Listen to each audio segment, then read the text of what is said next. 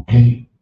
A shalom to Israel, which are Hispanics and Native Indians, so-called.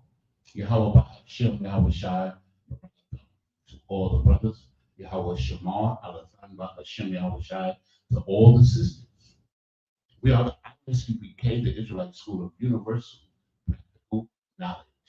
And since under Commander Junior High, and since 1969, we've been teaching the truth, which includes the fact that so-called blacks, so-called Hispanics or Latinos, so-called Native Indians or First Nation people are the true Jews, the true Israelites, the seed of the lost 12 tribes of Israel, God's chosen people. That is the truth. Okay?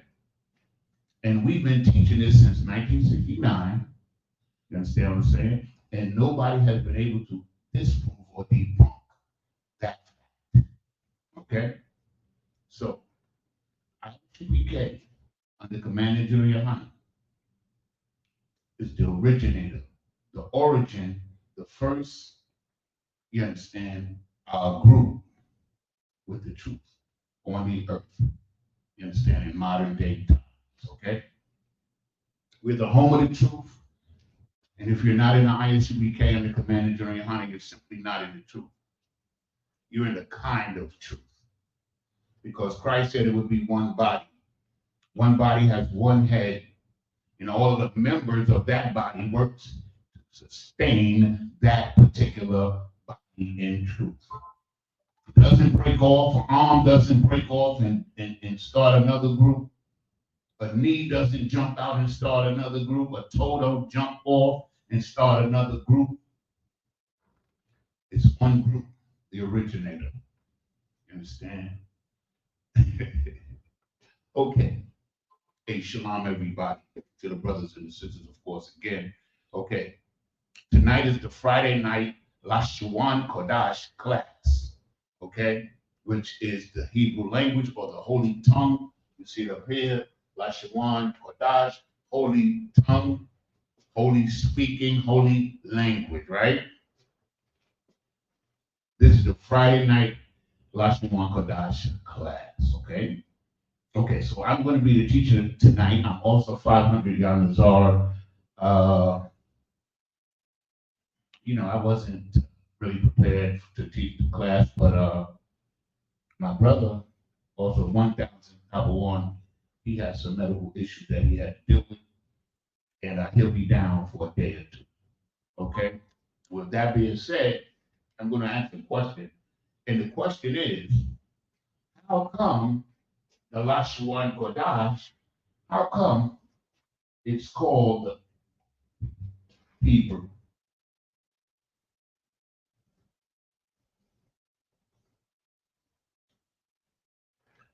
Why is the language called Hebrew?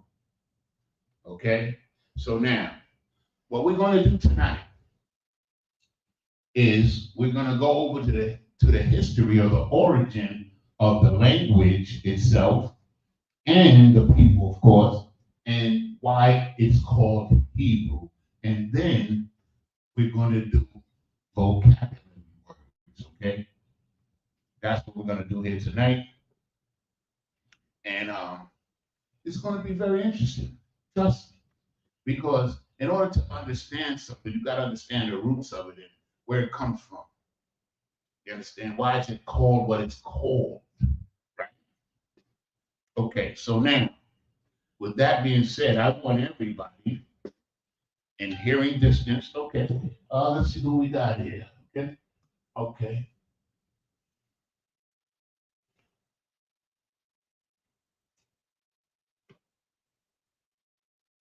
Return account to them. Salaki, girl. Okay, so we have Joe Lewis, young man Joe Lewis. All right, my brother. Hey, the water brother, for checking in. We see you. Okay, so the origin of the Hebrew language, you understand, which in ISUPK Command in Junior High, we state with proof that it's the oldest continuous language on the planet Earth. Although it did have a disruption for several hundred years after we were destroyed and Jerusalem was destroyed in 70 AD and we were scattered, the original Hebrew had become nearly extinct. You understand? Until the Isupk under Commander General resurrected the language, the true Hebrew language, the original, what they call Paleo Hebrew, not modern Hebrew. It's a different pronunciation using the same letters, okay? So we're not going to go into the letters so much tonight unless you have a question pertaining to the letters, okay? But what we're going to do is we're going to show you how and why the language is called Hebrew. Hebrew, right? Hebrew. Lashawan Qadash means holy tongue. That describes it in sort of a spiritual manner. But the name of the language has been known in the earth over the past 2,000 years as Hebrew. Okay? And let's see why it's called Hebrew. So, what I would like you to do, if you could, is go on your phone, and if you have the Blue Letter Bible app on your phone, I want you to go to Genesis 10 and 21.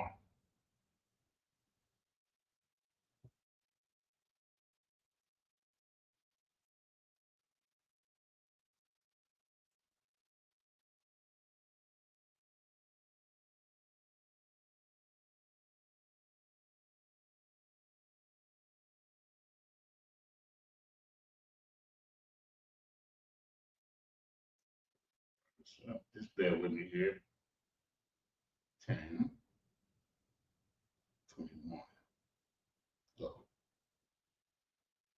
Okay, so that's an error on my part.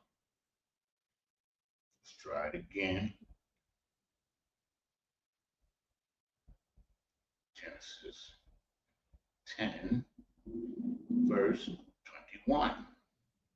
I don't know why I keep coming up like that. 10, 21. Okay, let's go. So now, in the book of Genesis, chapter 10 and verse 21, this is where we're going to begin to make our case as to why the language is called Hebrew. Hebrew, right? Okay. So I'm going to read it in the English. This is the book of Genesis, chapter 10 and verse 21 in the Hebrew, in the English. Unto Shem, now we know who Shem is, right? Shem is the oldest son of Noah, one of 8 people that survived the flood. And from these 3 brothers, these 8 people, the earth was replenished, right? Repopulated, right? So it says, unto Shem also the father of all the children of Eber. All the children of Eber come from Shem. So what we're saying here that the word Hebrew comes from this brother here called Eber or Ibar in the Hebrew.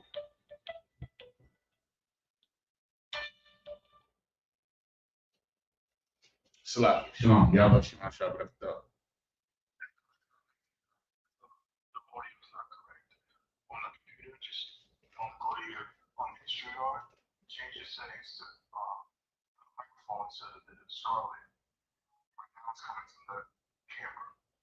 Okay, hold on.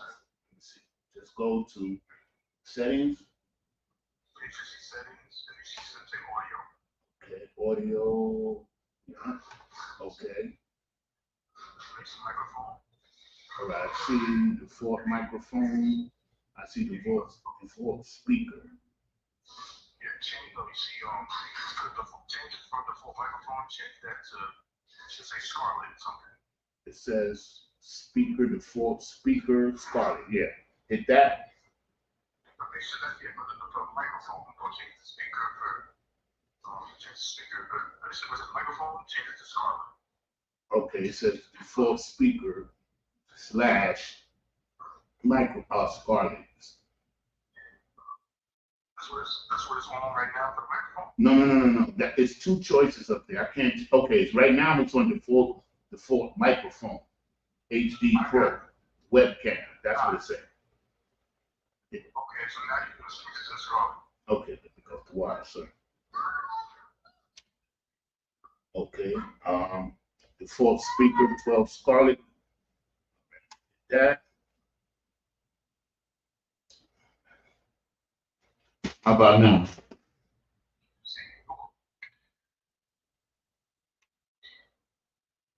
Communication speaker for Scarlett. Okay, important. Do not turn this off unless you have a high quality microphone and wearing headphones. I don't know why it's saying that. Nice. I think you got it. Okay, all right. Dr. Shaw, can you hear me now?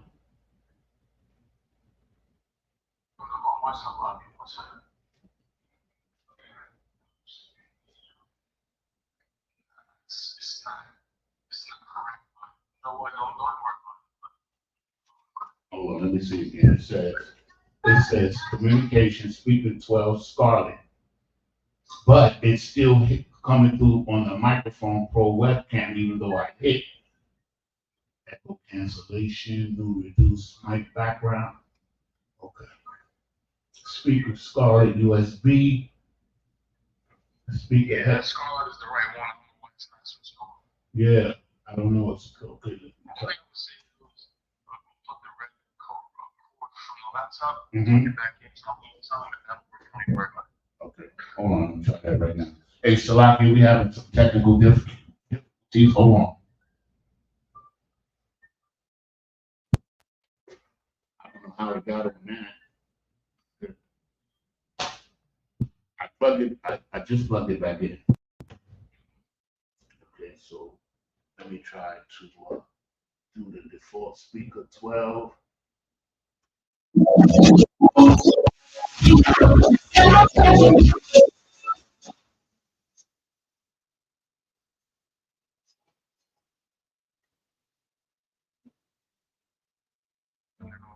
Yeah. I don't know what the hell that is. Okay, default speaker 2 Scarlett, echo cancellation, reduce mic background, mic volume. It's still. Just wherever it says microphone, it should be a Okay, we got default microphone. Sorry, something's not right. At the top option, And try setting up and you can see you can also try plugging when it I back, speak. plugging it back in. Okay, I'm gonna try to plug it in again. Wait a second.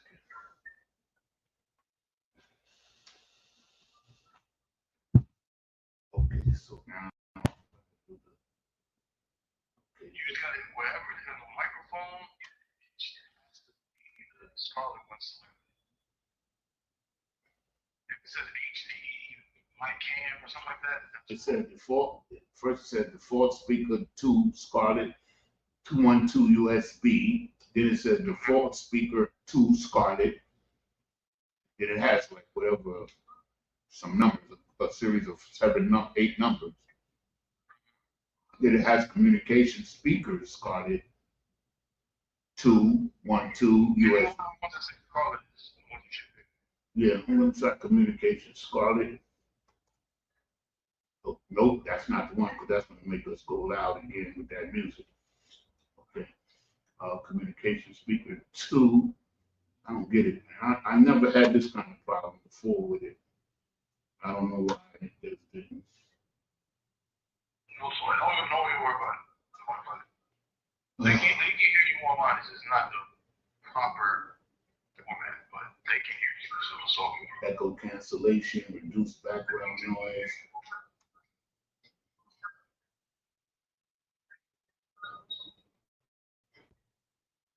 Okay, I tried something else. How about that? Is that a little better?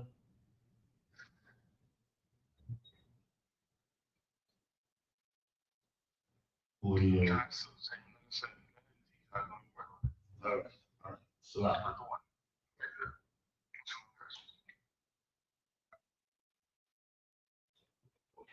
okay.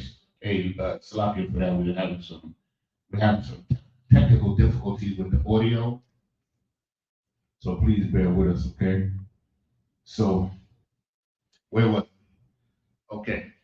So we're in the book of Genesis, chapter 10 and verse 21, and what we're trying to show here, what we're showing here is why the language is called Hebrew, and then we're going to do some vocabulary words, okay? So in the book of Genesis, chapter 10 and verse 21, it reads, unto Shem, also the father of the children of Eber. So now, what I want you to take note of is that the children of Eber, technically in the line of birth, is not really born yet, but they're being mentioned here. All the children of Eber are Hebrews, which we're going to show, okay? But all of them are not Israelites, which we're going to show you as well. Okay, so let's read. The father of all the children of Eber, the brother of Japheth, the elder, even were children born. So this brother Eber is mentioned before he's really born into the bloodline, which I'm going to show you. And there's a reason for that. Because in the Bible, in the book of Genesis, they do a bloodline, they trace particular bloodlines. You have to be able to understand how the bloodlines are being traced, okay? And that's what I'm going to try to explain as we go on, okay? Verse 22. The children of Shem. Now, these are Shem's children. Elam, Ashur, and Aphasad, and Lud, and Aram. Those are the 5 sons or children of Shem. So he had 5 sons, right? Then it says in verse 23, well, we're going to skip down to verse, because it's going to tell you their sons, right? So what we're going to do is we're going to skip down to verse 24. Now, and Arphaxad begat Salah. So Arphaxad, who is the son of Shem, begat a son named Salah. So Salah is Shem's grandson, right? Shem's grandson is Salah. Now, let's read on. And Salah begat Eber. Remember, all the children of Eber, because he wants, from this point on, we're going to focus mainly on the bloodline of Eber for a minute, okay? So all throughout these verses, it's going to be the focus on the bloodline of Eber from Shem. Because from Eber, the word is Ibar. In the Hebrew comes the word Hebrew. Eber is Hebrew, right? That is the language, okay? Because now... Sorry, something's not right. Wait a few minutes and try setting up again. So... You can also try unplugging your device and plugging it back in. So what we're showing, right? So now we have Noah, and Noah had Shem, and Shem had Arphaxad, and Arphaxad had Salah, and Salah had Eber. So this is a continuation of a family from Noah. You understand? Noah and his family had a language. Noah and his family had a language because everybody else was destroyed in the flood. So the language that Noah spoke was the same language that Shem spoke, that Arphaxad spoke, Salah spoke, and Eber spoke. You follow what I'm saying? That's how it went down. So now, I did a whole class on this before, and I can't go over every scripture pertaining to this, but I'm going to give you the basic in the main scripture so you can understand what I'm trying to show you. I'm trying to show you why is the language called Hebrew, right? It's from a man named Eber, right? So now, Shem, right, is the grandson. Eber is the great grandson of Shem. So we see the bloodline. Sod, Salah, Eber. Those are 3 generations, right? So now, we're going to go to, this is going to prove a point. We're going to go to verse, where we're going to go to 11 and 1. Genesis 11 and 1. Bible shot. Hold on, just give me a second. Next chapter. Because this is important. Now, this is after the flood, and all of the families of Shem, Japheth, and Ham are now populating the earth. But what it says here is in Genesis 11 and verse 1, and the whole earth was of one language and of one speech. See that? Because, how come? Because everybody, the 3 brothers, all spoke the same language, and their descendants, their children, spoke the same language. That's why there's only one language on the earth at that particular time. Right? You understand? I'll read it again. And the whole earth was of one language and of one speech. Right? I mean, everybody spoke the same language because everybody was basically one family at that particular time. Right? So now, we're going to skip forward ahead because several generations passed and a brother named Abram, who was later called Abraham, is born. And so we're going to go now to Genesis 14 and 13. Okay, just give me a second.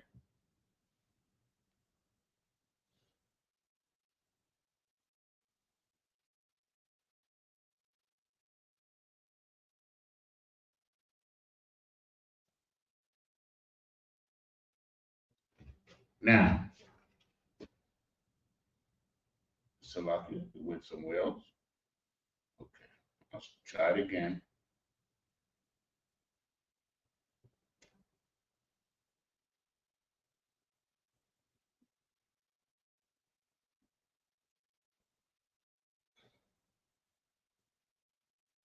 Okay, we're there now.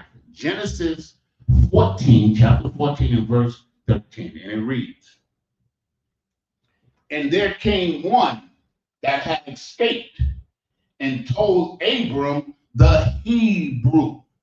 This is the first mention of the word Hebrew in the Bible that I've been able to find. Genesis 14 and 13, Hebrew. So now this is like 4 or 5 generations later. Now Abraham is the focal point. We're going to be dealing from this point on with the descendants because that's how the Bible works. The descendants of Abraham now, from Eber to Abraham, I think it's 4 or 5 generations. So now Abraham is the focus. We're going from Eber, his bloodline, to Abraham. You understand? Nahor was his father. I forget the other. I don't have really time to go into every generation because that's not what this is about. What I'm trying to show you is why the language is called Hebrew. Because Abraham was a Hebrew, and he passed this language on to his son Isaac, who passed it on to his son Jacob, and who passed it on to the 12 tribes called the Israelites. Understand? So let's get it. Okay. Now, we're going to go to Genesis chapter 15, and we're going to read verses 13 and 14. Hold on.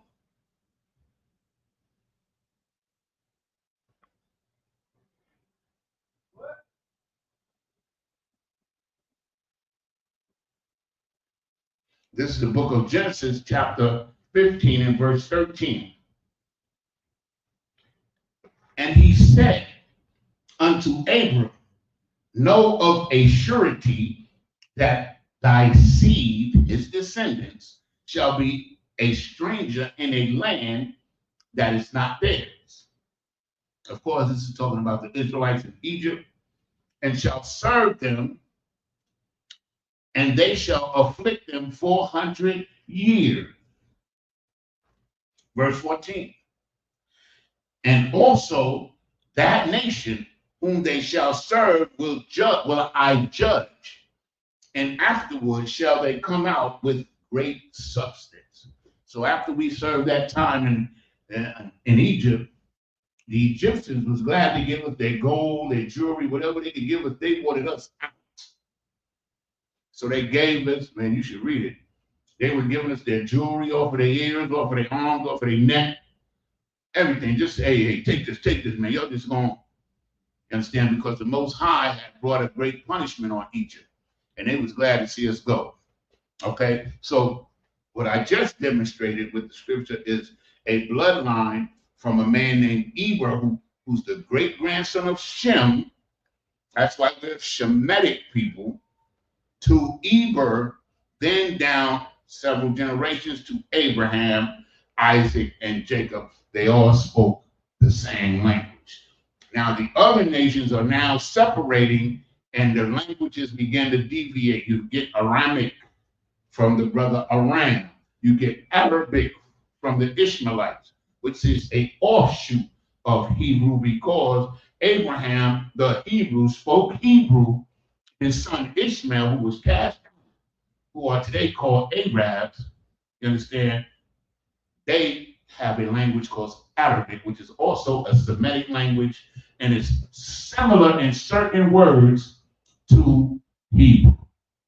You understand? Because it's an offshoot. After the separation of Abraham and Ishmael, the languages diversed or changed. Okay? But the people under Isaac and Jacob, they can, because they're the direct bloodline, they were not separated. They maintained the language that we call Hebrew. You understand? So we're going to go to, we got a couple more scriptures, then we're going to get into our vocabulary words, okay? But I want you to understand, like, I think we can understand Hebrew a little bit better if we understand the origin of why it's called Hebrew. Like Spanish is called Spanish because it originated in España or Spain, right? So the same thing, our language, you understand what I'm saying, is named after our people. It's our language. It doesn't belong to anybody else. That's why it was us and the Isupk who resuscitated or revived the ancient Hebrew, the Lashawan Qadash. And it's funny. I always tell this story because it always, like when I came to the truth, it surprised me. You ever watch the movie, the Ten Commandments? There's a scene in the Ten Commandments when the Most High is sending down fire and writing words on the tablet for Moses. And if you watch that scene, they'll be showing it around Easter time or something around there. If you watch that scene, you'll see that in that scene only, they're using the actual ancient Lashawan Qadash, the original Hebrew letters. They're not using the modern Hebrew letters in that scene. You understand? Meaning that they knew that it was revealed in the ancient lettering, the ancient Lashawan Qadash. You understand? Where's my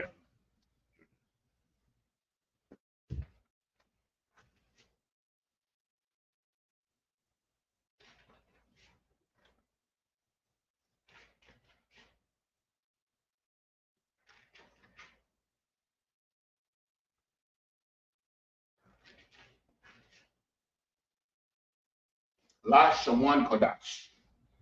The ancient letters. In modern Hebrew, they no longer use these letters. And what they've done, because they were never really connected spiritually or genetically to the language, they took the modern Hebrew alphabet. Okay, so I'm going to give you the Lashawan Qadash in the modern Hebrew.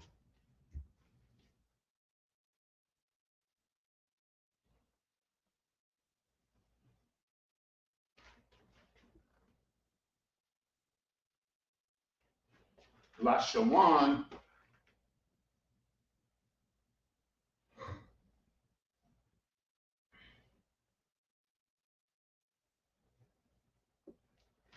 Lashawan Qadash. That's the modern Hebrew alphabet that came out of Babylon, right? So that's what they use today, but it has really it has the same pronunciation, but because the so-called small hats or the Jewish man, he was never really connected to the language because he is an imposter. He made a different pronunciation because his spirit would not allow him to dwell in the truth, if you understand what I'm saying. This is the original. This is what they call modern. The letters, like this is a la in the original, this is a la in the modern. Modern, this is a sha, this is a sha. This is a y, this is a y, this is a na, this is a na, this is a qua, this is a qua. This is a da, this is a da, this is a sha, this is a sha. Understand? But this is the original form of the written language, okay? Hebrew, Lashawan Qadash, right? So now, I want to show you something else.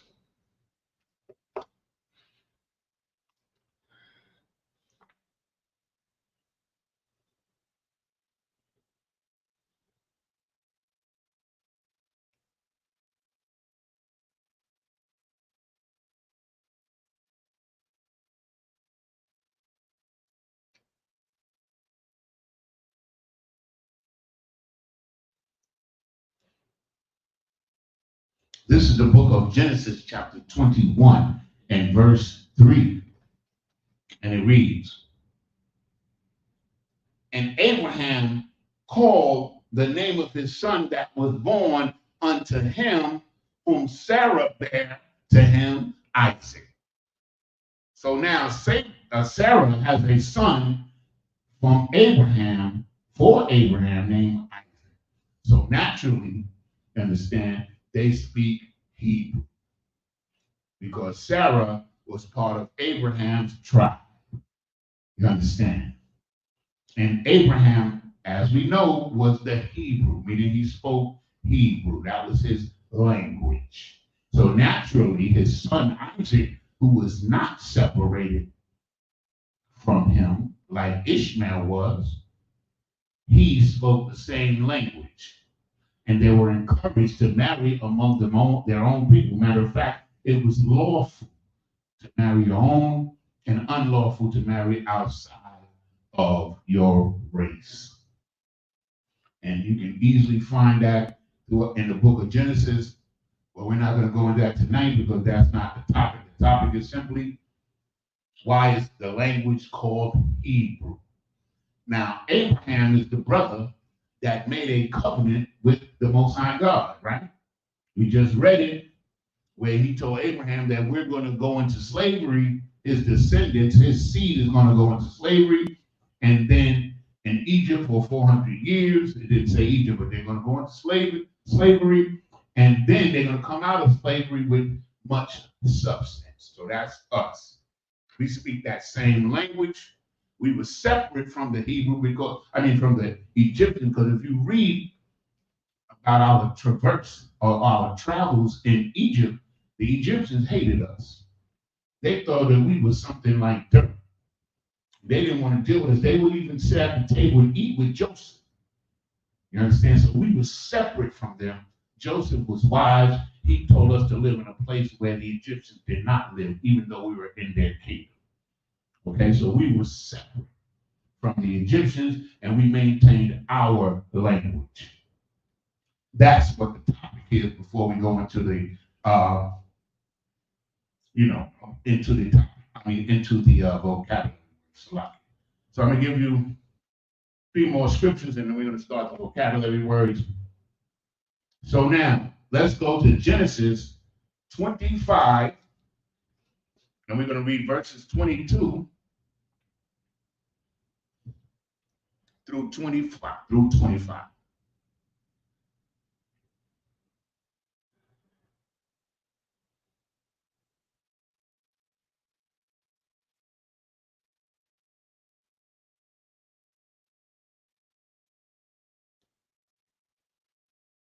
So this is the book of Genesis, chapter 25 and verse 22. And the children struggled together within her. And she said, if it be so, why am I thus? We got in the chat. We got Sister Party, Sapariah, Shalom, Sister Yahweh, Shalom, Alataba, Shalom, Shai. Okay? So, of course, if you have any questions, don't be afraid. Ask the questions. If I'm able to answer the question, I will. If not, we'll defer to a later date when you will get an answer, I promise. Okay? All right. It doesn't have to be on topic. I would prefer that it is on topic, but it doesn't have to be on topic. Okay? So, let me continue to read. So she said, if it be so, why am I thus? And she went to inquire of the Lord. So here it is.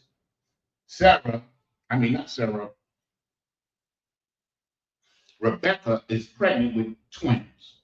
And the twins are actually fighting in her womb. They're struggling against one another in her womb. And she bugging. She like, what the hell is this? So she went to inquire of the Lord, meaning she went to the men of the Lord, to the prophets, to ask them, why was this such? Why was it such? Verse 23. And the Lord said through the prophets unto her, 2 nations are in thy womb. 2 nations, 2 nationalities. That's what a nation is, right? A nationality, right? 2 different nationalities are in thy womb. And 2 manner of people shall be separated from thy bowels. Meaning when they come out of the body, they're going to be separate. They're going to be different. And here's the proof. And the one people shall be stronger than the other people. One of the 2 children there, when they become a nation, are going to be stronger than the other people. And it says, and the elders shall serve the younger. So meaning the one that comes out first at a particular point in time was going to be the servant to the one that came out second. That's what that means. Verse 24. And when her days to be delivered were fulfilled, meaning that when her 9 months was up, of course, behold, there was twins in her womb. Verse 25. And the first came out red all over, like an hairy garment. And they call his name Esau. Now, I always say this when I read the scripture because I found this to be true, and it's quite amazing that Esau is the only baby in the entire Bible. I mean, from Genesis, the Apocrypha, to Revelation. He is the only baby described in the Bible, his birth. He's the only child that is given a physical description at birth in the Bible. Not Christ, no other child in the Bible, they give you a physical description of him. Why? Because Esau, you understand, was different. Everybody up until that point was a melanated person, a person of color. So here's this baby born, you understand, he's red, meaning he's red and you can see his blood vessels and his blood through his skin, and he's hairy. He's a hairy beast, right? That's why. He's different. He's special. Verse 26. And after that came his brother out, and his hand took hold of Esau's heel, and his name was called Jacob. And Isaac was threescore years old when she bare them. Meaning Isaac was 60 years old when Esau and Jacob was born. He was 60. Okay? So that's important because what's important is that they don't give you a description of Jacob. Keep that in mind. Why? Because Jacob looked like everybody else. If you have 1,000 melanated people or 1,000 melanated babies, and they all from the same nation, there's nothing different about them. But if one of them, if all of them is melanated or of color and basically smooth without hair, and then here comes one that's red and hairy, he's special. Okay, that's the context of the difference between them two brothers. Now, both of these brothers are Hebrews. Both of them. They're both Hebrews. You understand what I'm saying? But Jacob continued through the straight bloodline. Esau went out on his own and became, as the scriptures say, another nation, a different people. They are not like us. Okay? So now, we're going to go now to 1 Corinthians 13. Let me get the Bible. I had to put that blue letter. 1 Corinthians 13 and 1. So we all know that this is the apostle or prophet Paul, whichever one you prefer. I like prophet, but the same thing.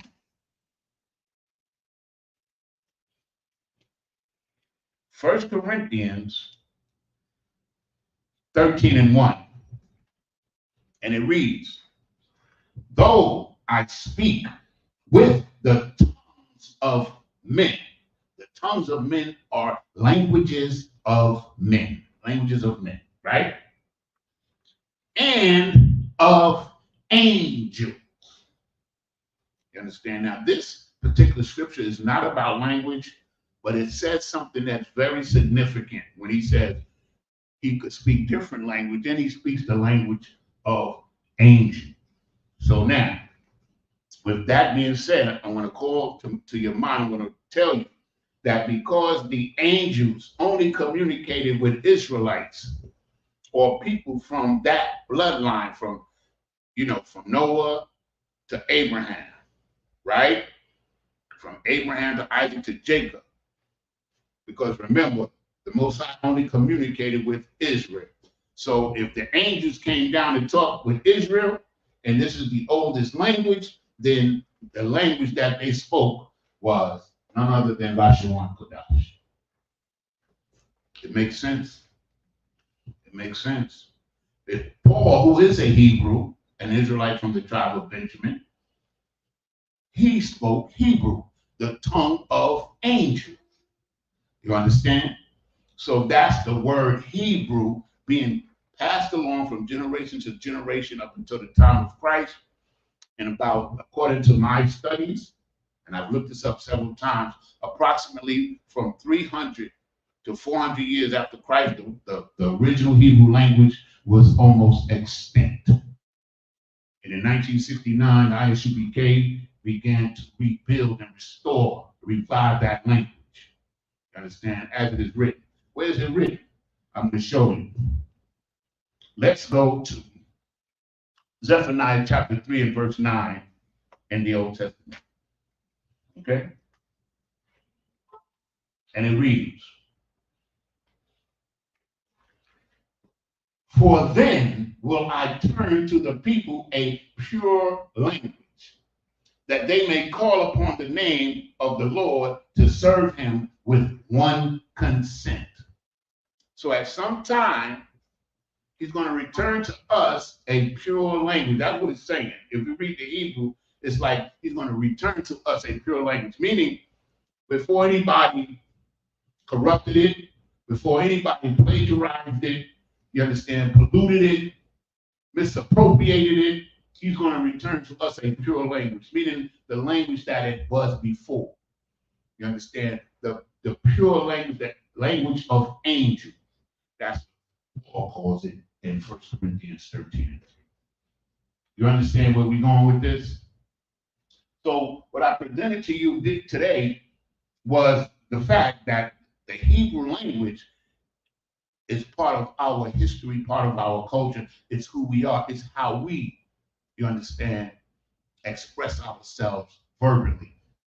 It's a spiritual language, and also like when Dabawan is teaching the class, he always brings out the prologue for Ecclesiasticus and the Apocrypha, where it tells you that things uttered in Hebrew, you understand, and translated into another tongue have not the same force in them. You can say force, or you can say the same spirit. You understand, because it's different. You understand? Lashawan Qadash is the holy, the set apart tongue. Okay? So if you have any questions, let me see if there's any questions. Okay, Most High in Christ. Okay, who out of this? Okay, so I'm going to erase this. And what we're going to do now, we're going to start getting vocabulary words. Vocabulary, Hebrew words. I got to erase this board though. Just bear with me. Okay, so now,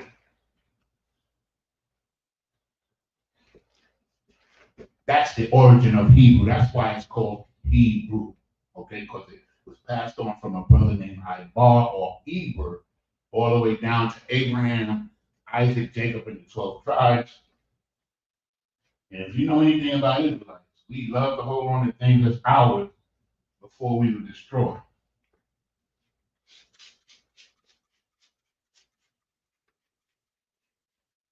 Just give me a second. I'm going to clean this board off.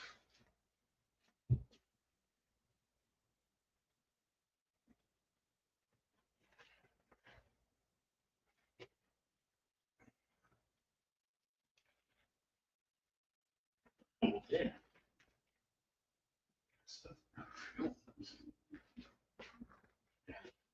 Hold on a second, I get some more paper towels.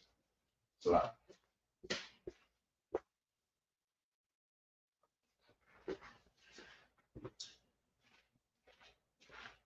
in Zephaniah 3 and 9, what it tells us is at some point in the future, that language is going to be functional again in the earth. But he's going to return us to our language. That's why the ICPK put such an effort forward in teaching us the Lashawan Qadash, because it's ours. Nobody else can speak it. Nobody else cares about it, but we do. You understand? Because it's ours. Part of our culture, part of our history, and it's something that we should take hold of, understand? Because it's valuable. Okay? So now, let's see. Any questions out there? No questions as of yet. Okay. So now, once again, I'm going to remind you, I want to say salakia to everybody out there because we do have some issues with our audio. Matter of fact, if you can hear me, just put a 1 in the chat. If you can hear me okay, please put a 1 in the chat. Okay? I would appreciate it. Okay? Salakia.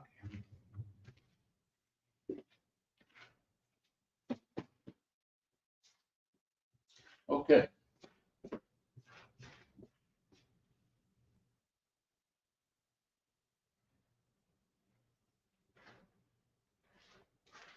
The first word that we're going to do tonight is vision. Vision. Now, all of these words that I got today, I took from the book of Obadiah. So if you want to go to the Blue Letter Bible and go to the book of Obadiah, you can look up these words in the Hebrew. Just when you get to the verse, I'm going to tell you what verse is in, and you can just go there and you can look at the word itself and what it means, okay, for yourself. Okay, so the first word is vision, which is H2377.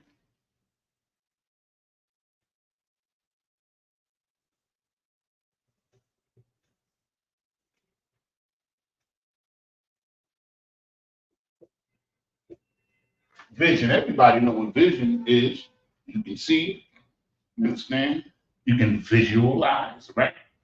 And the word, the Hebrew word is kazawan. Kazawan.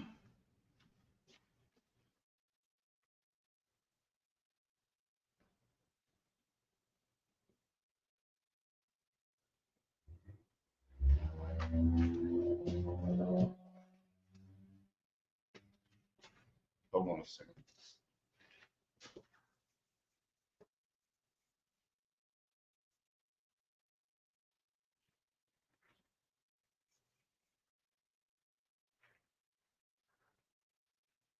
Kazawan. So in the ancient Hebrew, it would be spelled ka, za, one. Kazawan. In the modern Hebrew, it would be spelled like this: ka, za, one. Kazawan. Vision. H2377. Kazawan. I like that word. Certain words in Hebrew just sound so correct for me. Okay, so that's word number one. That's Obadiah verse 1. That's in Obadiah verse 1. Okay? Kazawan. Kazawan. Vision. You understand? This is pertaining to Esau, right? Let me get there.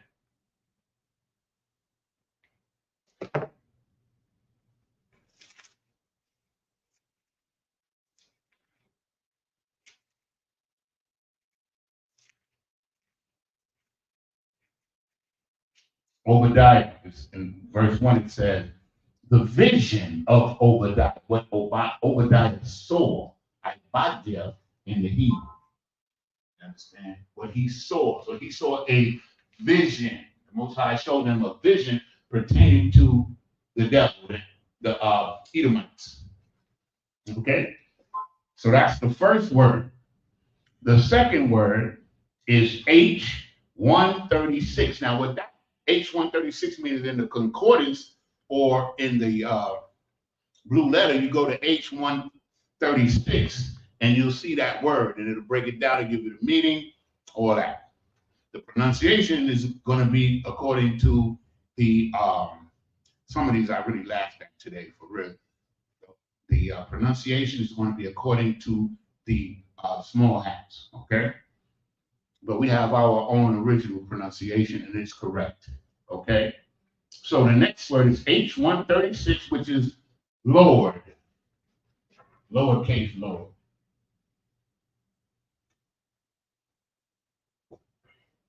So it's a lot. It's H136.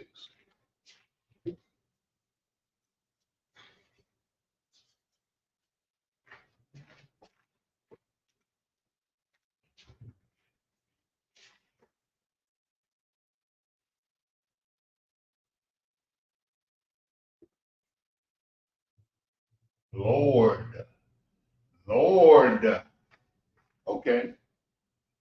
So we're going to do two words for Lord today, but let's do the first one first. Let me get water.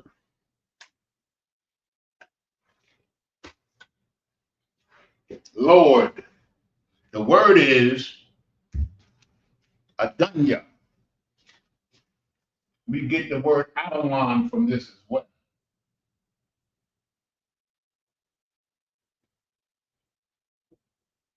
Adunya. In the ancient,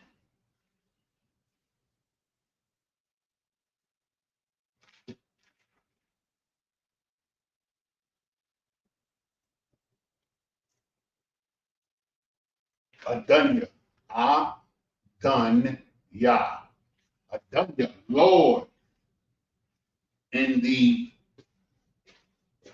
modern, it's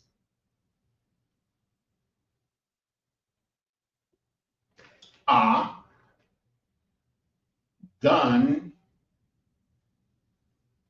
Yeah. Adunya. Of course, in the modern, we don't have the connectors.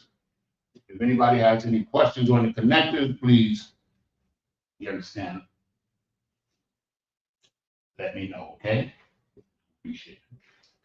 Lord, Adunya. Lord, Adunya. Adawan. You understand? Adawan is connected with this word. This is the root word for Adawan. But you'll find Adawan with its own. I think Adawan is a few verses before this. Adawan. Okay. Okay. So this word is Adunya, Lord, Lord. So now the next word, which I'm going to show people the difference because, and I'm explaining. The next word is H3068.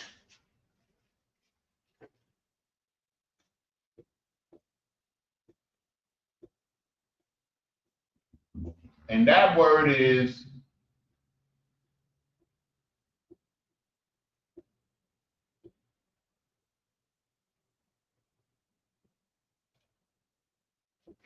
Yahweh. That's the word. Yahweh. That's the word. Because we just read that I will turn to them, I return to them a real language so they can call upon the name of the Lord. And until we came out with the Lashawan Qadash, there was all kind of different pronunciation of the Lord's name, Yahweh, Yeshua, this, that, and the other, Anya, all kind of names.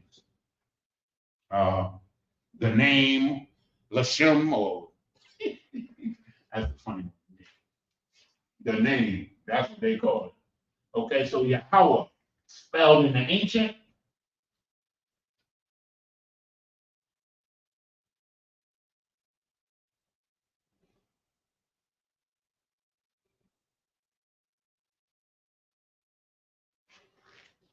Yahweh, Yahweh. That is the name and the only name of the Most High God, Yahweh. You can see that in Exodus chapter 3 and verse 15. That's his only name, and also in Psalms 83 and verse 18. That's his only name. He don't have no other name. Yahweh is his name. Jehovah is an English transliteration of the word Yahweh. That's it. I don't know where they got Yahweh from. That's on them. I don't care. Okay, so now in the modern, it would be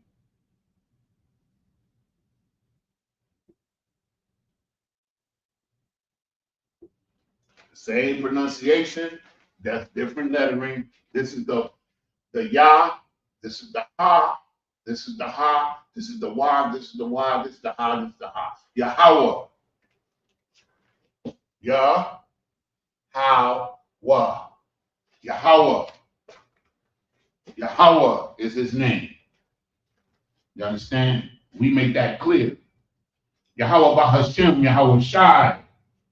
We call upon the Lord in the name of Christ. Yahweh Bahashem, Yahweh Shai in the Hebrew. Okay? Yahweh. H3068. Yahweh. I love the sound of it. It sounds so masculine. Yahweh. Nah.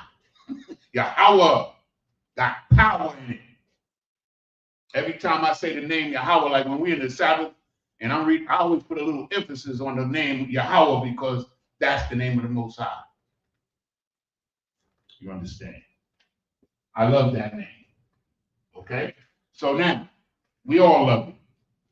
I know it. You ain't got to tell me. But okay, so the next word is H60. Now, that's also in, that's in another, that's in, I got that word from Exodus 3 and 15, Yahweh. Because he tells Moses his name is Yahweh, and that is my name forever in the Hebrew. But in the English, they use the word Lord. I don't know why. Seems like they're trying to hide something. But Yahweh is the actual Hebrew word there where it says Lord. He tells Moses, the Lord is my name. That is my name forever. but the actual word for Lord is Yahweh. It's not like this word Lord, which is a dunya, understand, which means just like somebody higher ranking than you, somebody, over you, a teacher, a master, something like that. Okay? So now, our next word, so what I'm going to do for room, I'm going to put about 6 words on the board, about 15 words.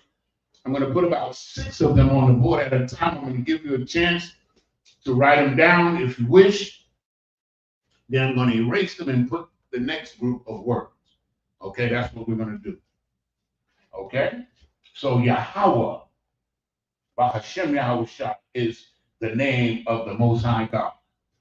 Understand? He don't have no name. His name is not Allah, Yahweh, Finkelstein, whatever the hell they come up with. Okay? So now, the next word is H6965.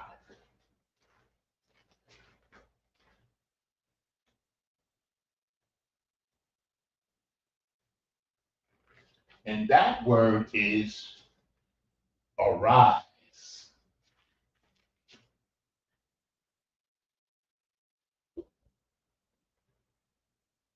Arise. So I'm going to look up the definition of arise real quick, just for the fun of it. Just give me a second.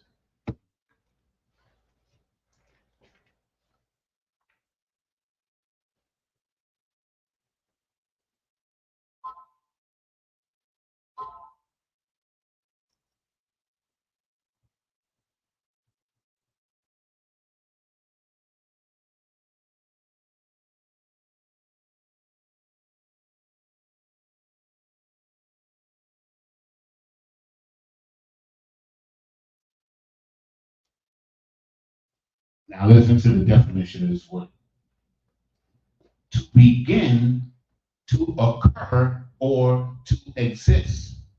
To come into,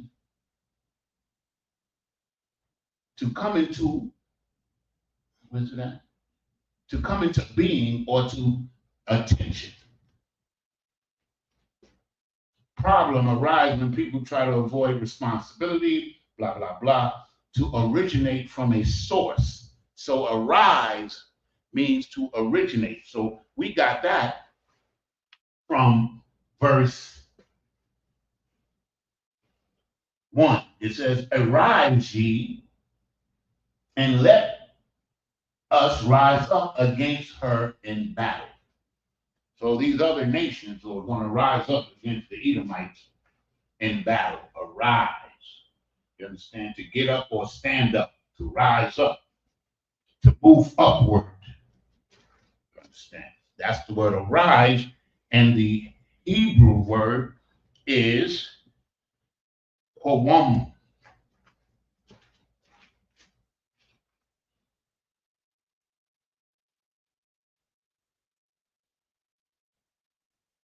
Qawam. Qawam. That's the Hebrew word for rise. In ancient, it's spelled like this.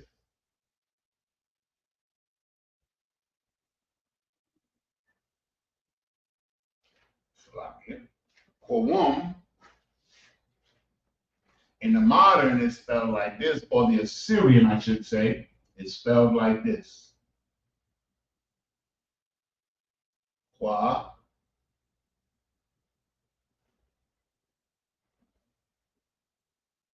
Qawam. Qawam. Qawam. Rise. Arise. Arise. You understand? Rise up. Qawam. All of these words are in the book of Obadiah. We're still in verse 1, I believe. Right. Arise. Qawam. To rise up. Okay? So now, the next word is the following as well as one of the following words. Is H4421.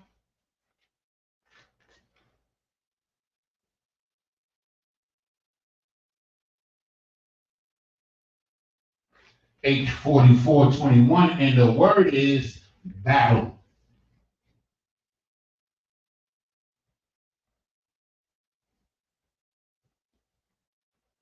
Battle. To battle, everybody knows what that means. Conflict, physical conflict, right?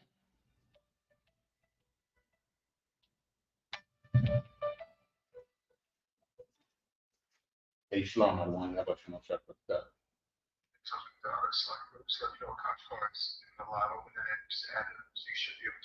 Okay, most I ain't the water, so I appreciate that. Okay, I'm gonna bring him in. I see him. Oh, you already brought him in, right? Yeah, I see him. Okay, hey, Akash, say again, sir.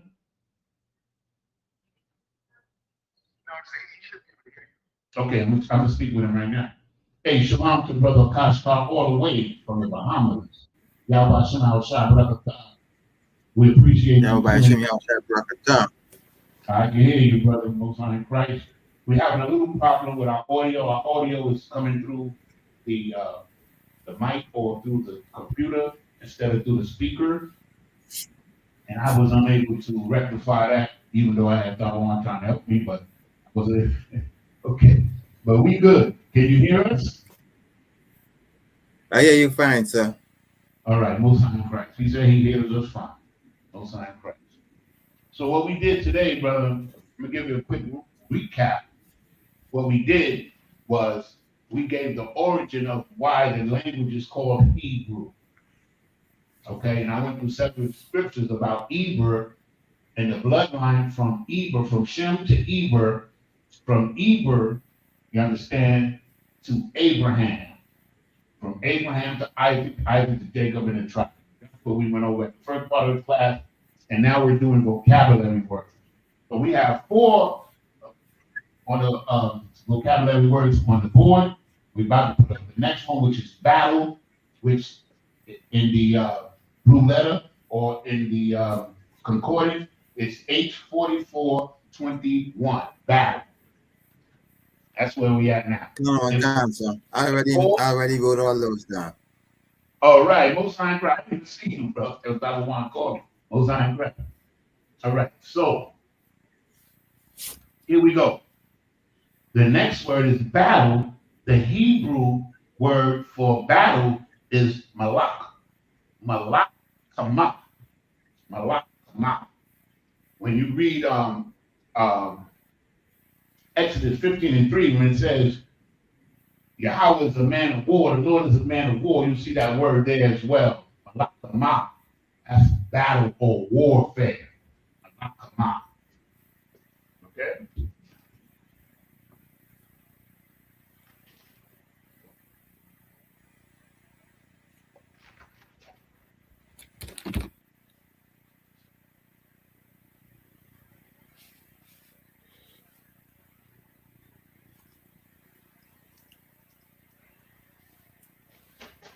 Malak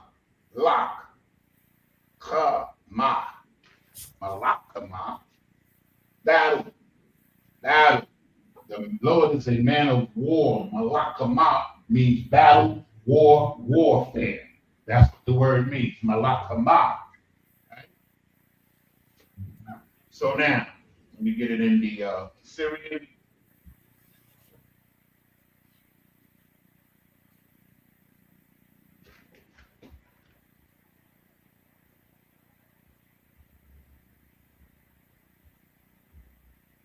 Oh. Sorry, I made an error there. Hold on a second.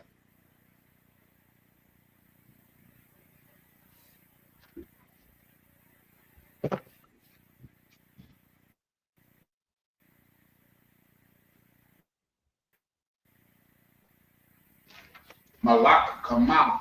Malak kama. Battle. Okay? Malak kama. Maybe you can write it. I'm going to write it over here.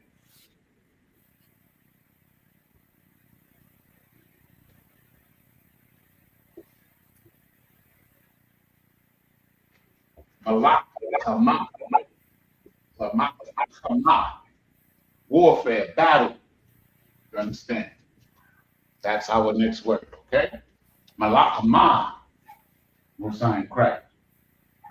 Okay? So our next word, this is the sixth word. We got about 8 more. Yeah, 8 or 9 more. We got the next word is H1471, which is the word heathen.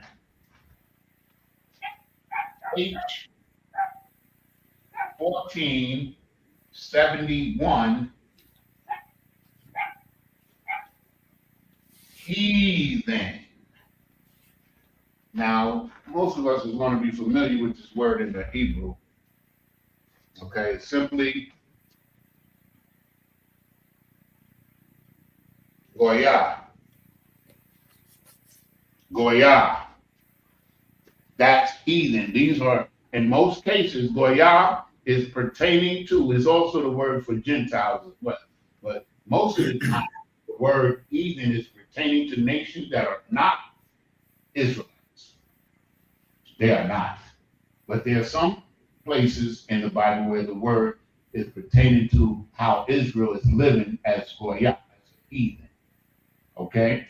Especially in the New Testament when it talks about the Gentiles. Okay?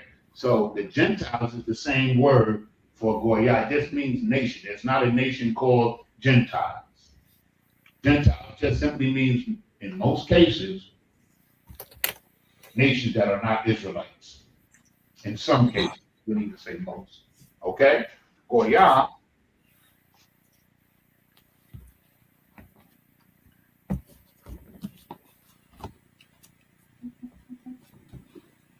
Let me get the spelling correct. Yeah, that's it. Goya. Goya. Goya. It's like Goya. Goya. Okay?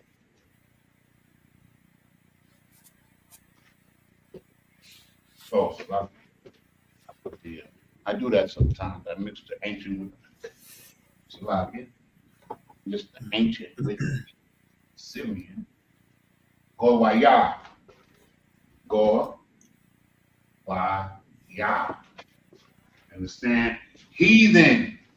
Those heathens, our enemies, man. You know, I was talking with a sister today, and I was telling her how all the nations are confederate against us. All the heathen, the Goya, are confederate against Israel. They don't like us. That's why we're catching all the hell, and all the other nations are given basically the red carpet treatment. Understand? You see what's going on in Haiti? They brought the Kenyans over there to police our people instead of helping the Haitians to police their own people. And these same people that are over there supposedly trying to help Haiti are the same ones that are providing the guns for the warfare with the gangs and with the Kenyans who are heathens. They are Hamites. They are not our people. It's none of their damn business. They need to get their ass back on the boat and go back and take care of their own business. See, you notice, I'm just getting off course for just a second here because they'll spend all of this money. I think they spent initially $150 million to bring the first wave of Kenyans over there. And then they spent subsequent millions more, and now they have to help maintain them. That was the agreement that the United States made with Kenya. So the president of Kenya, he getting paid, if you understand what I'm saying. Because that's how it works in politics and in international. Why would they bring a group of Africans all the way over here to police the Haitians? Well, let me give you a little light on it if you don't already know.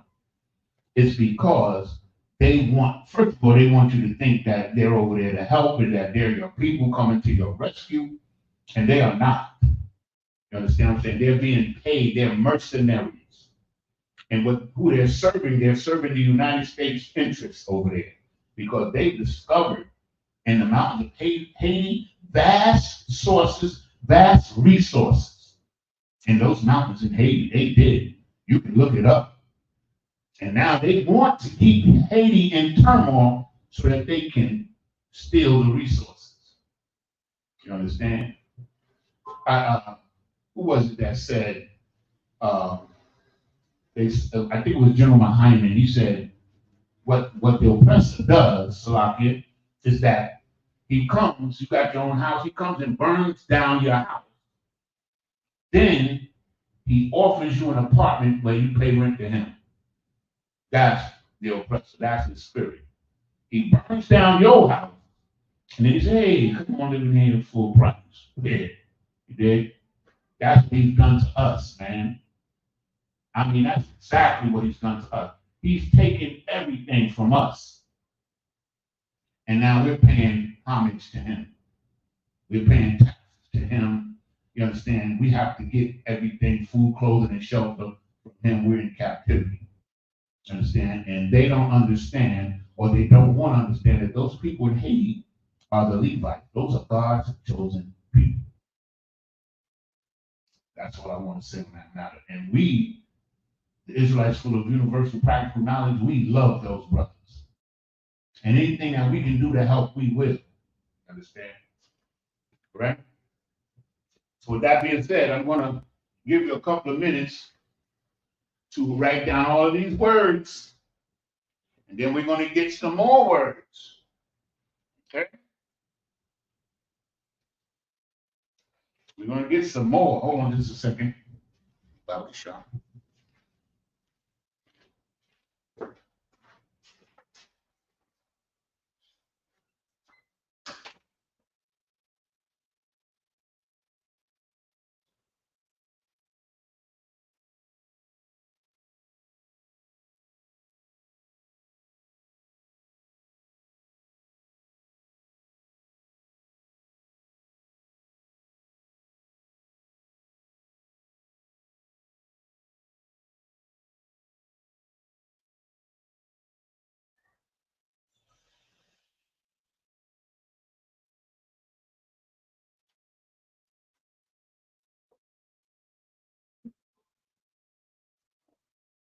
It's lucky for the interruptions. Basically, my Shamar has not shown up yet, so we doing this dolo. Okay. Okay, so we're gonna erase these words, and then we're gonna put up another group of words. Vision, Kasa one, Lord, Adonai, the Most High Yahweh, arise, battle, heathen. Those are the words. Those are the words. So let's see what else we can put up there for y'all. For us. Let me get some paper towels. Better. Salakia.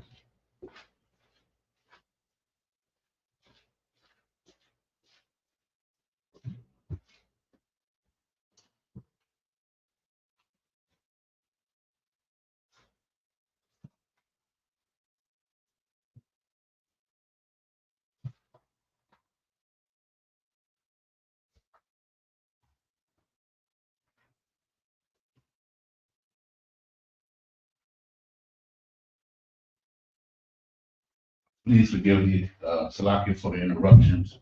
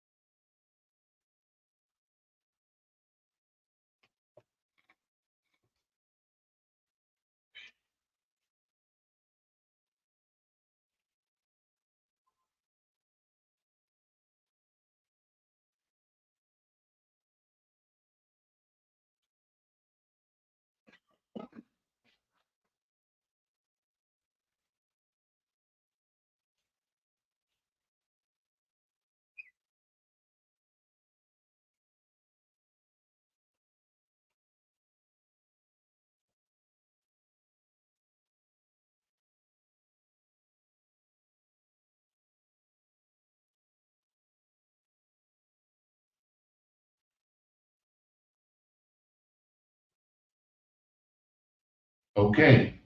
So now our next word is going to be the word H3820. 3820.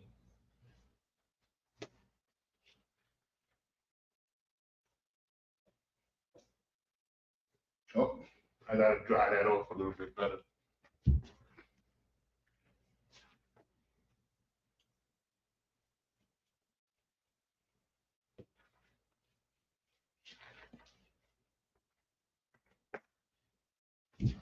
H3820.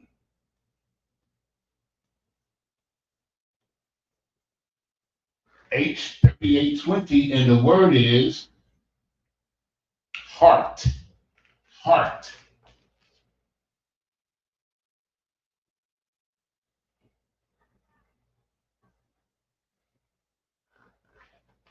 The word is, the Hebrew word is lab. Lab. Lab. Heart.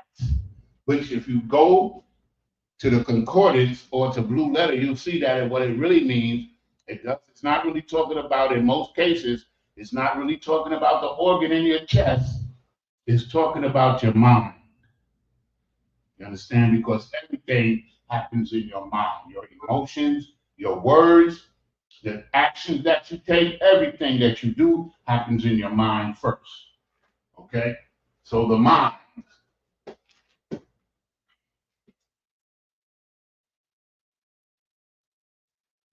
Lab. Lab. The mind. Everything occurs in your mind first.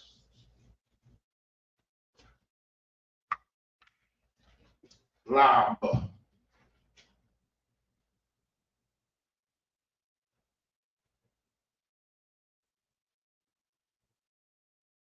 Lab.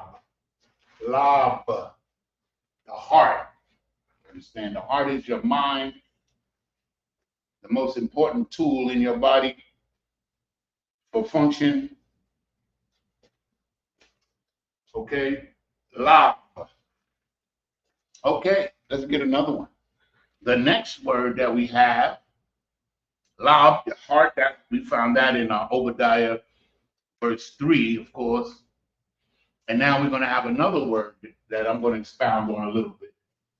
It's H2087. H2087. H2087. And that word is pride. Pride. Pride is a very, you understand, important word in life, because pride can be a good thing in certain instances, but also it could be something that's very harmful to you and the people around you if you're too prideful. Because the scriptures say pride goeth before destruction. You're usually so proud, while we're in the book of Obadiah, because the Edomites is the epitome of what pride is.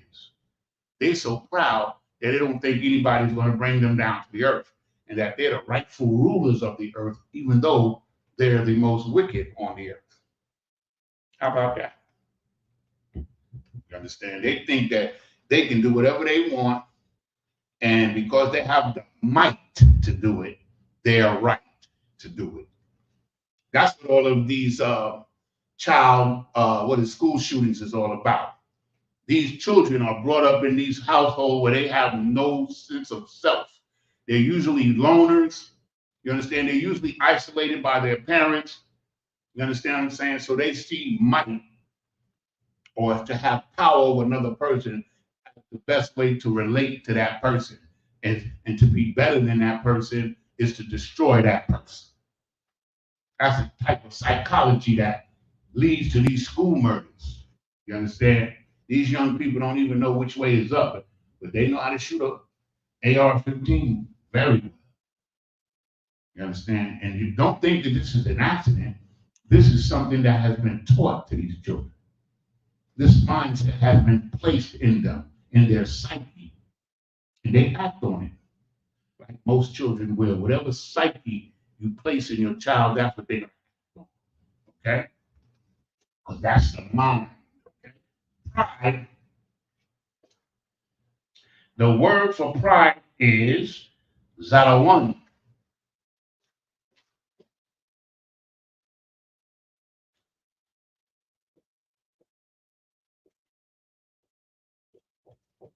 Zadawan. Pride. Pride goeth before destruction.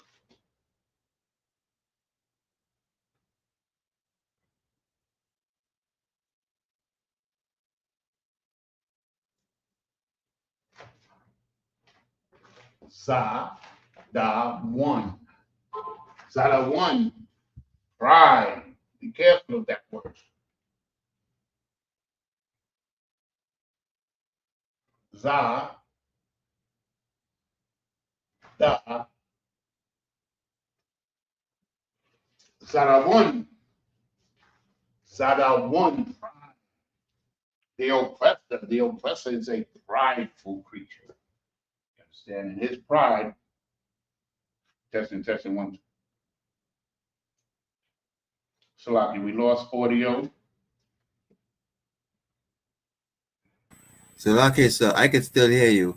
You can still hear me? Khan, sir. Okay, well, I can't hear myself on the speaker, but as long as y'all can hear me, that's too wild. We'll find practice. Like I said, we have some kind of difficulty. It might be we have new Wi-Fi. It might be that. I don't know. But we'll, when Taiwan gets back or Mahayar, there's two techies in here. We'll be able to discern what the problem is. Okay. Okay, but as long as y'all can hear me, that's Tawab. Okay.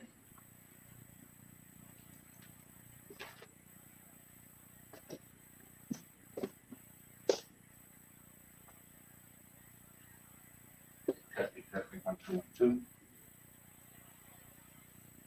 Can you still hear me? Khan, sir. All right. Wow. Okay. Pride is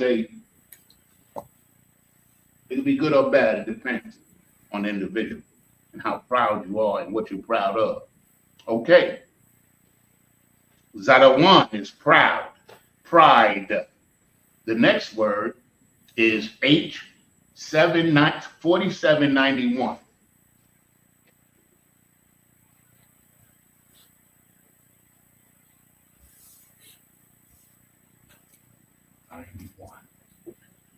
And that word is high. High. Not as in hello, but in height. In height. Can everybody out there hear me? Okay. Height. The word high means height. Okay, the height of a thing is how high it is. And that word is Marwan.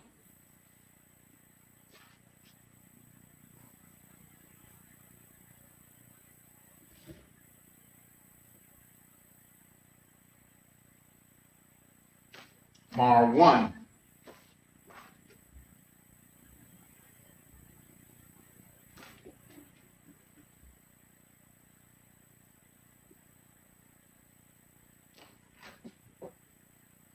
Marwan.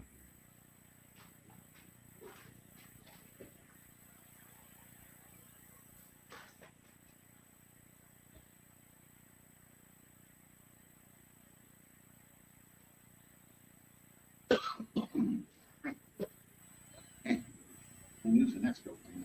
Marwan. High, the height of a thing. You understand?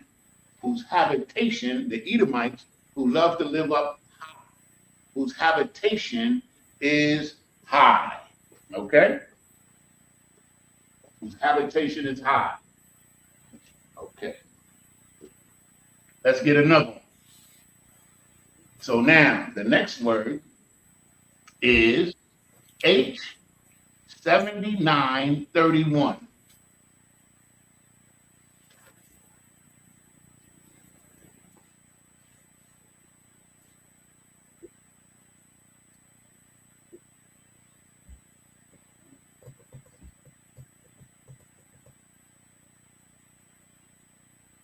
dwell or dwelleth, which means where you live. Dwelleth. You understand? Who dwelleth, you understand, in the clefts of the rock. He dwelleth in the cleft of the rock, which simply means he has shelter in a cave. He takes shelter in a cave because the whole world knows he is, in fact, the caveman. He is the caveman, okay? He admits it every day. I saw a Geico commercial yesterday where he was admitting once again, this funny. He's the caveman, okay? So now, what's our next word? Oh, it's a lot here. The word for dwelleth is shakan, shelter or dwelling place. Shakan.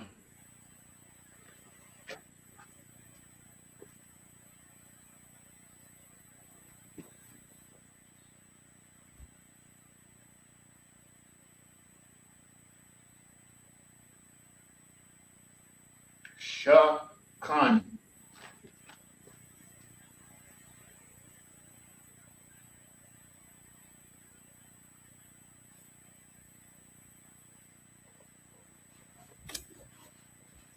Shakan, dwelleth, where you live. Shakan, the place where you dwell. Okay? Shakan. Okay? So now, what else we got here? We got the next word that we have is H5404. H5404. All of these words come from the book of Obadiah.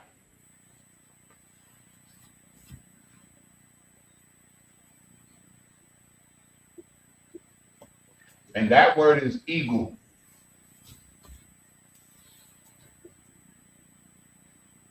Eagle. Okay? In the English and in the Hebrew, nashar. Nashar.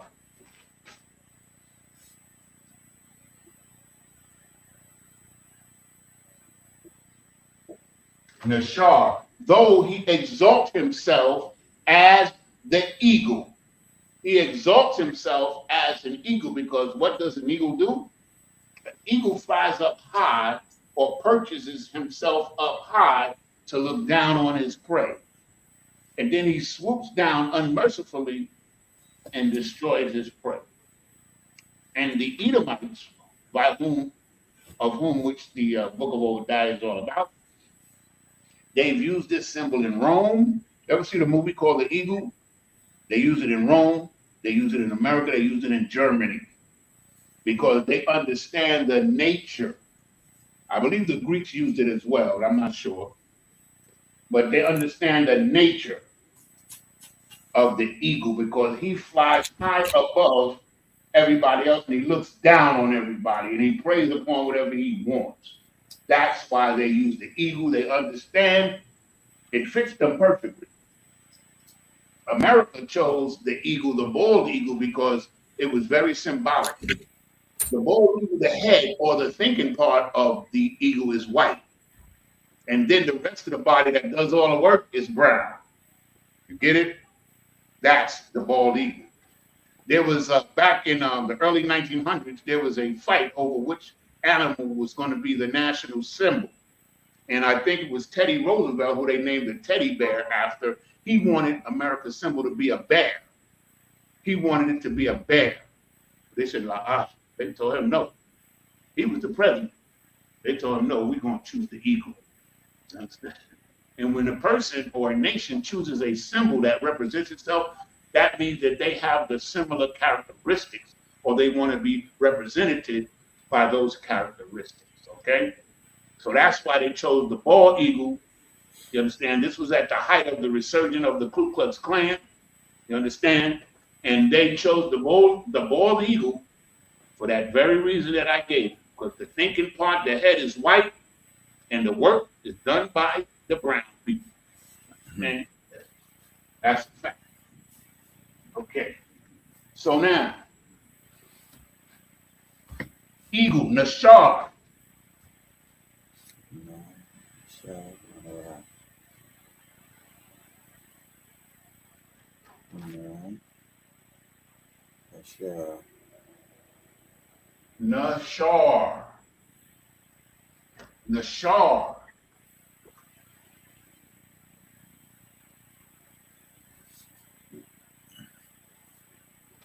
Or maybe a buy in the book for that. Nashar. Nashar, the eagle. The eagle. He is a predator. He is unlawful to eat because he'll eat anything made of flesh. Anything. He doesn't care whether it's dead or alive. You understand? He'll eat it. I was watching a video, Salakia. I was watching a video on the eagles, and like they were all perched in these trees, and they would wait till one of their brothers would go catch a fish, and then go try to steal the fish. Instead of going and catching their own fish, they would sit there and wait till another eagle would catch a fish, and then they would go and fight him to take his fish. That sounds familiar. That sounds like a characteristic of the eagle and everybody that's represented by it. Okay? And the Edomites are represented by the eagle, though they exalt themselves as the eagle, not like the eagle, but as the eagle, taking on his characteristics. Okay? The book of Obadiah is very, what's the word I'm looking for? It's very introspective, meaning it's very clear as to who it's talking about and what it's talking about in that book. It's talking about the Edomite, their characteristics. And you the side where it says if the grape gatherers came, wouldn't they leave some grapes? Meaning that Esau, when he comes to steal, he don't leave nothing. So we go to the book of Nahum, chapter 2 and verse 2, and it says, for the emptiers have emptied them out, meaning that they've taken everything we've got, even our name and our culture.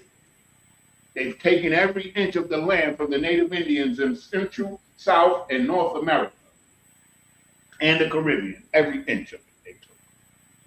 Okay? I love talking about it. I'm serious. Okay. So now, what's the next word? The next word is, all right, H 3556. H 3556.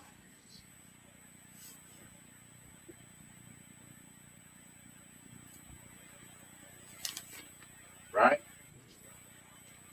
And that word is stars. Stars.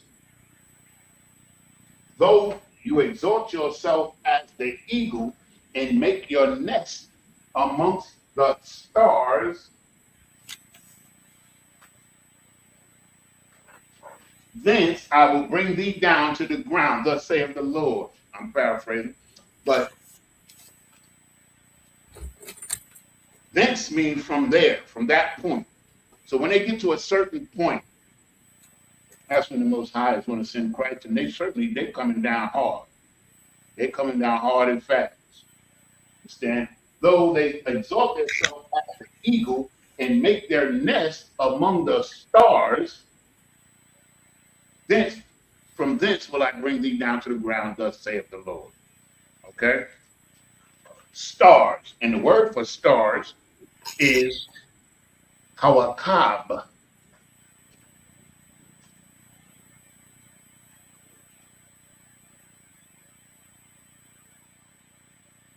Kawakab. Kawakab.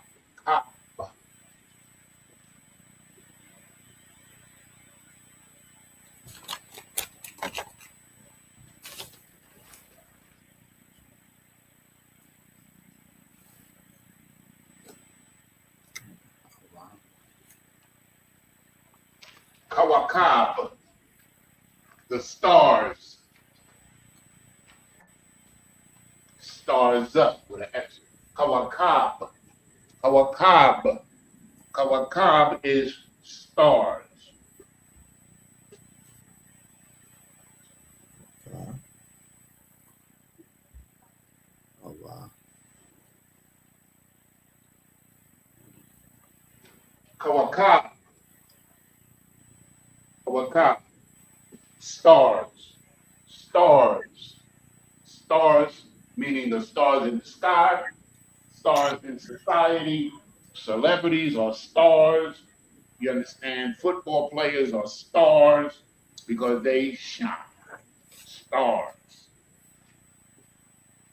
Kawakab. Kawakab. Okay.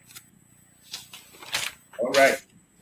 So now I'm going to erase the board. We got about 10 more minutes. We got 3 more words. We should be able to get them all in. If not, we do the best we can. Okay. So I'm going to erase the board and we're going to put up the next 3 words. Please write these words down. You know, they're good words to know. Kawakab, the stars. Pride, Zalawan, understand? Eagle, Nashar, understand? Okay, well, I got 1 word. I got to get this word in. But let's go. I'm going to erase the board now.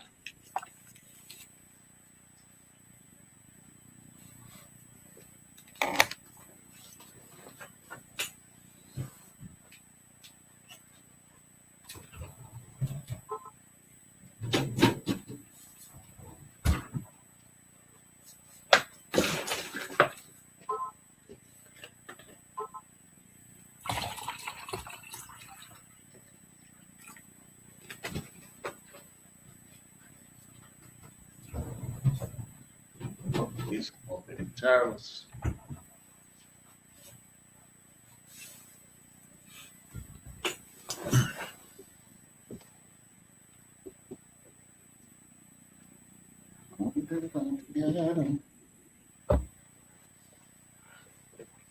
Don't have to hurry.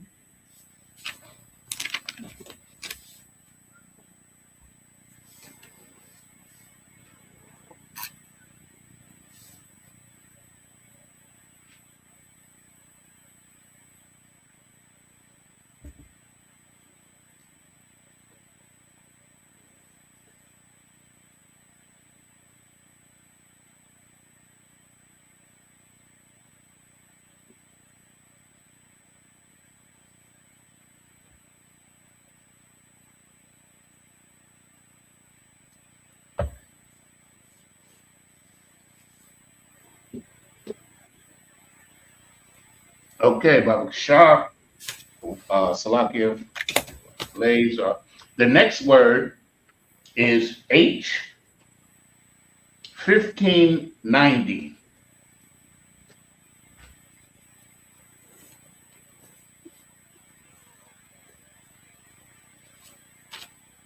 And the word is thieves. Thieves. Thieves. Because the Edomites are thieves. You understand? Christ said they were liars and murderers from the gate, from the beginning. They're thieves. And the word is ganabium. Ganabium.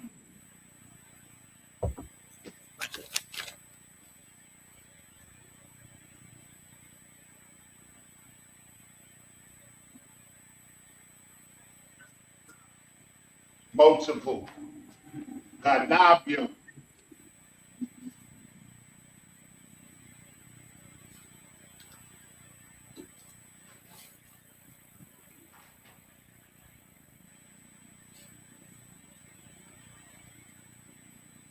Ganab.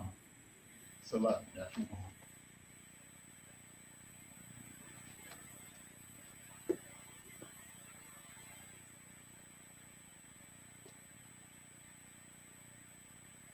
Ganabium. Ganabium. Thieves. Those are thieves. America was founded by thieves, by Ganabium.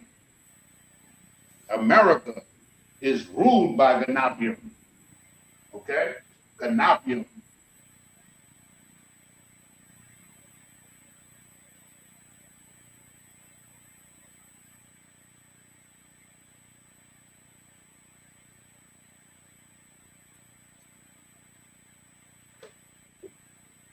Ganapium. You understand? Well, that's what we're ruled by. Ganapium. Okay? Ganapium. H50, H1590. Ganapium. Okay? We got two more. Then we're going to clip it. Okay, so the next word is hidden things. Now, this is like two words because hidden things, the things that are hidden. So the scripture says, how are the hidden things of Esau sought out? How do you find out about who Esau really is and what he is? That's the question that's asked in the scripture. How are, let me read it. How are the things of Esau searched out? And how are his hidden things sought up?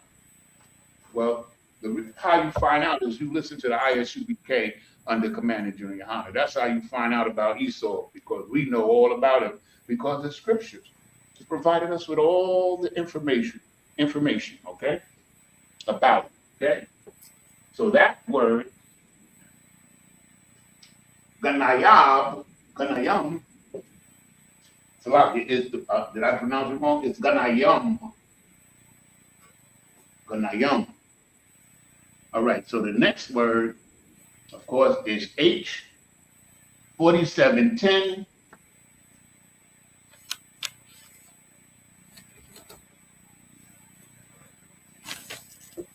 Hidden things. It's like a double word plural, but I just wanted to use it because I think it's appropriate, like when we're talking about Esau, like because they have our people, you understand, loving them.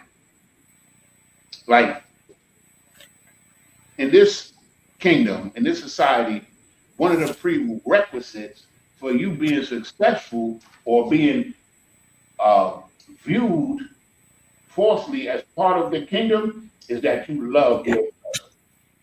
You have to love the oppressor. That's what they want from you.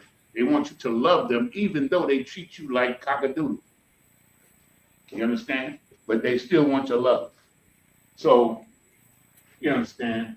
It's just like a man who's being mistreated by a woman or a woman mistreated by a man, but they still want you to love them. That's what it is. Understand? And that word is matasapanyam. Matasapanyam.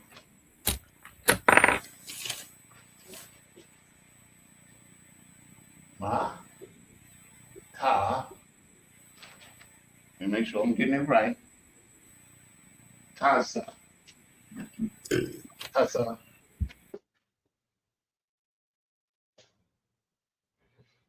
Panyam. Matazapanyam. Okay? The hidden things. Matazapanyam. Okay? Ma. Taza. Pan. Yum. Ma. Taza. Panyam. Matazapanyam are the hidden things. The hidden things of Esau is matazapanyam. Matazapanyam. You understand? Because he is the devil that the Bible speaks of. Okay? He is. And I mean, man, all you got to do is tune into the Isupk, man. We break it down every day. Understand? And I mean, Commander Junior Hunter and General Hyman the other night, I mean, the story that they brought out, man, if you don't know that the oppressor is the devil that the Bible speaks of, you're listening to the wrong people. I'm putting it out there like that. Okay, we got one more word. We got about 4 minutes. We got one more word, and that word is H955. H955. And that word is shame. Shame shall cover thee. You understand? Shame.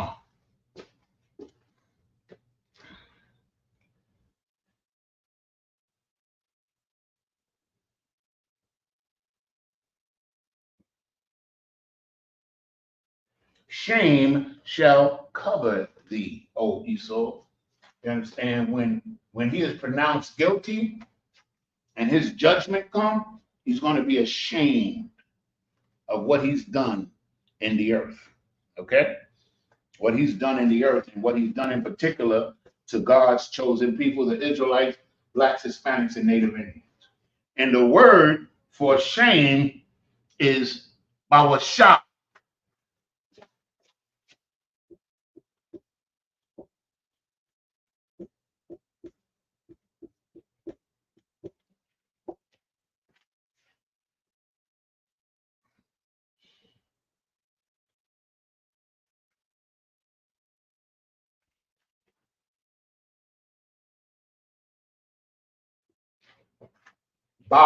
Ba-wa-sha.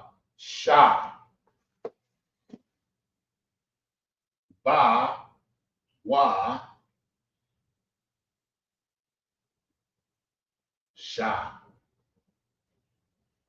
Ba-wa-sha. The behavior of Esau in the earth has brought forth much shame. He is the cause of shame. He is shameful. He is the epitome of shameful behavior. Shame, bawasha. Bawasha, bawasha. Okay? So now, okay, we reached the time limit here. First of all, I want to thank everybody for tuning in, of course. We really appreciate it. You understand? And we hope you continue to tune in. Also, for thousands, I want to be back next week, by Shah, Lord allow. And we'll learn more about our language, our heritage, and our enemies, too. You understand? We always got to keep them in mind. You understand what I'm saying? Because they intend to put you to sleep and keep you there. How they ravage the earth of its resources. You understand? Look at Haiti, man. That's all it's all about, man. And yo, one more thing.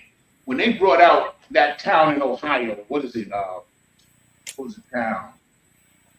Springfield, Ohio, where they had 10% of the workforce was Haitians. And at one particular factory, 30% of the workers was Haitians, man. And they revived the whole town, the Haitians. And what Brother Yatazar brought out, we call him Levi. What he brought out was that there was Christian organizations who was bringing those Haitians over there to work.